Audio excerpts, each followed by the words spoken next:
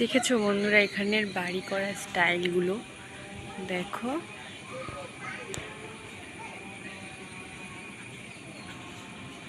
এখানে কি দিয়ে বাড়ি তৈরি হয় বলো তো?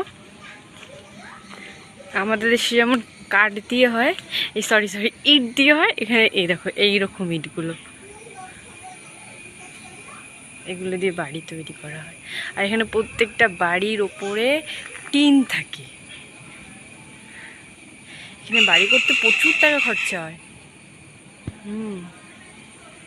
প্রচুর টাকা খরচা হয়। একটা জায়গার দামই 10 লাখ টাকা। প্রত্যেকটা বাড়ি চীনের মতো স্টাইল। চীনে যেমন একটা করে চূড় থাকে বাড়ির ওপরে, সেরকম দেখতে পেয়েছ? এখানে দেশের লোক, এখানে লোকেরা সব কুয়ার জল খায়।